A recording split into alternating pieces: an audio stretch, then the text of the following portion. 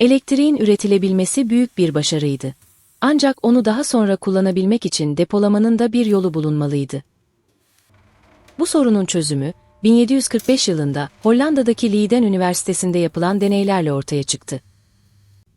Fizik profesörü Peter van Musschenbroek ve çalışma arkadaşları, cam bir kavanozun içinde elektrik yükünü bir süre saklamayı başardılar. Daha sonra Leiden kavanozu adı verilen bu düzenek, tarihin ilk kondansatörü olarak kabul edilir. Leiden kavanozu, iç ve dış yüzeyi ince metal tabakayla kaplanmış bir cam şişeden oluşuyordu. Cam, elektriği iletmeyen bir yalıtkandı. Bu yüzden iç ve dış taraftaki yükler birbirine ulaşamıyor.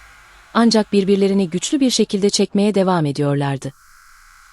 Kavanozun içindeki metal yüzeye bir elektrik makinesiyle yük verildiğinde, burada örneğin negatif yükler birikmeye başlıyordu.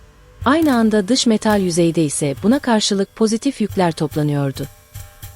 Aradaki cam tabaka, bu yüklerin birleşmesini engelliyor ve böylece iki yüzey arasında büyük bir elektriksel gerilim oluşuyordu. İşte enerji de bu gerilim sayesinde depolanıyordu.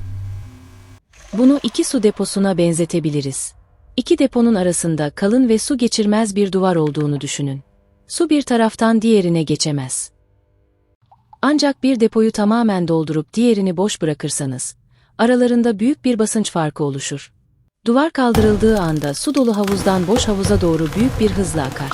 Leiden kavanozu da aynı mantıkla çalışıyordu. Cam tabaka yüklerin geçmesini engelliyor. Ancak iki taraf arasında büyük bir elektriksel basınç, yani gerilim oluşmasını sağlıyordu. Kavanozun iç ve dış metal yüzeyleri bir iletkenle birbirine bağlandığında cam artık devrede olmadığı için yükler aniden hareket ediyor. Depolanan enerji bir anda boşalıyordu. Bunun sonucunda parlak bir kıvılcım oluşuyor. Hatta güçlü bir elektrik şoku hissediliyordu.